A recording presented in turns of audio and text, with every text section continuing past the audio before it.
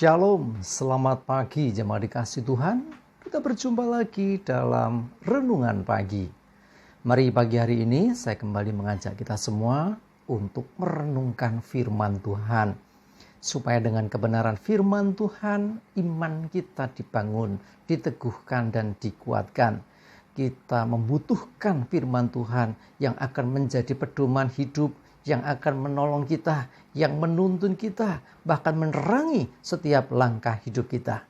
Karena firman Tuhan adalah kebenaran yang memerdekakan akan hidup kita.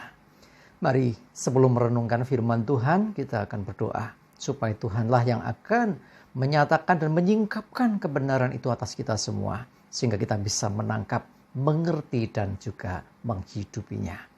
Mari kita berdoa. Bapa di surga, pagi hari ini kami datang ke hadirat-Mu dengan menaikkan segala puji dan hormat dan syukur atas segala kebaikan-Mu dalam hidup kami, atas begitu besar kasih setia-Mu, rahmat dan anugerah-Mu. Segala berkat dan kemurahan-Mu ya Tuhan, perlindungan-Mu, penyertaan-Mu, bahkan pertolongan-Mu di dalam hidup kami. Terima kasih ya Tuhan. Pagi ini kami akan merenungkan firman-Mu. Mari Tuhan, Engkau yang menyatakan dan menyingkapkan kebenaran firman-Mu. Dan Roh Kudus, urapilah kami ya Tuhan. Sehingga kami bisa menangkap pesan Tuhan, menangkap rema yang dari Tuhan. Mengerti kehendak-Mu ya Tuhan. Serta melakukannya di dalam hidup kami. Terima kasih ya Tuhan. Di dalam nama Tuhan Yesus kami bersyukur dan berdoa. Amin. Mari sama-sama kita buka Alkitab kita. Renungan pagi hari ini sampaikan dari Galatia 5 ayat 1. Saya bacakan. Supaya kita sungguh-sungguh merdeka. Kristus telah memerdekakan kita. Karena itu berdirilah teguh dan jangan mau lagi dikenakan kuk perhambaan. Ya, ini masuk bulan Agustus, ya di mana-mana tempat ya mempersiapkan untuk memperingati hari kemerdekaan Indonesia. Ya, dulu kita sempat dijajah, akhirnya jadi merdeka. Nah, sesungguhnya dalam kehidupan Kristen, ya, dalam pemahaman iman kita pun tidak jauh berbeda. Dulu sebelum kita kenal Yesus, sebelum kita dimerdekakan, ditebus, kita juga adalah orang-orang tanda kutip terjajah oleh dosa. Bahkan lebih ekstrim lagi, kita ini menjadi hamba atau budaknya dosa. Tetapi sungguh Kristus telah memerdekakan kita. Dan firman-Nya mengatakan supaya kita sungguh-sungguh merdeka. Jadi bukan merdeka-merdekaan aja, tapi sungguh-sungguh. Ya, merdeka dari apa? Yang jelas dan pasti yang utama adalah merdeka dari kuasa dosa. Ya, jadi kita dilepaskan, dibebaskan dari hukum dosa. Nah, ini yang utama karena ini menyangkut tentang kehidupan kekal nanti. Ya, jadi artinya setiap orang itu akan setelah kehidupan di dunia ini akan masih ada kehidupan di alam yang berikutnya, di kekekalan sana. Nah, kita orang-orang yang sudah percaya kepada Tuhan Yesus, ya kita bertobat, kita dipulihkan dan kita ini beroleh jaminan hidup yang kekal. Nah, ini yang penting. Kita dimerdekakan dari kuasa dosa itu sehingga kita memiliki hidup yang kekal dalam Kristus. Tapi sudah dikasih Tuhan, lebih daripada itu Tuhan pun mau membebaskan kita ketika kita dalam dunia ini.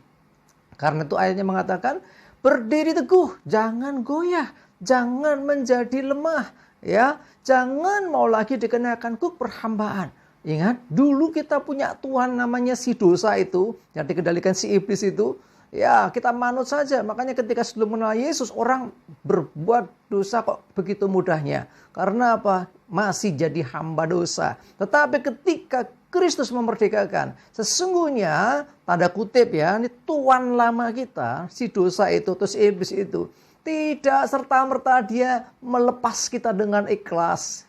Karena Yesus itu merebut tanda kutip hidup kita dari kuasa jahat itu, dari kuasa dosa itu, dan memerdekakan kita. Tuan lama kita tanda kutip itu berusaha gimana caranya untuk bisa membawa kita kembali jadi budaknya, jadi hambanya. Ya karena itu jangan mau lagi dikenakan kuk perhambaan. Jangan mau lagi dikuasai dosa. Kita udah tinggalkan itu masa lalu. Mau seburuk apapun, mau sebesar apapun dosa, masa lalu lewat.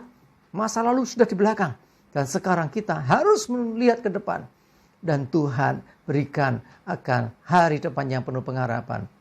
Kita dibebaskan dari kuasa dosa itu. Tetapi iblis berusaha untuk membawa kita jatuh dalam dosa lagi. Baik dengan intimidasi, dengan istilahnya menuduh kita, nggak layak lah dan sebagainya lah. Ya kadang iblis suka gitu. Tetapi juga kadang-kadang dengan cara yang lembut, yang halus. Yang tanpa disadari kita bisa terjebak di dalamnya. Tipu daya iblis ini yang harus diwaspadai.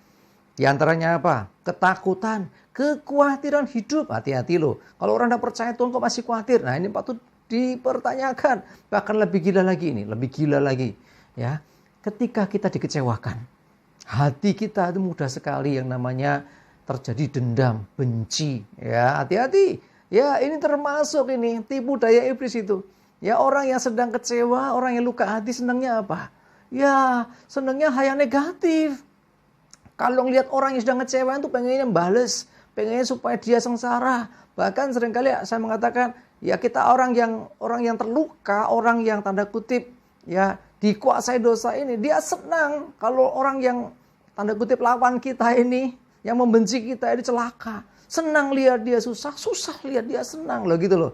Hati-hati jemaat dikasih Tuhan, jangan sampai kita ikut dalam arus yang diciptakan si jahat itu. Jangan mau lagi dikenakan kuk perhambaan. Ya, kita mengatakan ampuni, kita mengatakan supaya kita mendoakan orang yang memusuhi kita. Sebagai contoh saja ini ya. Salah satunya kan tentang itu ya, tentang hati.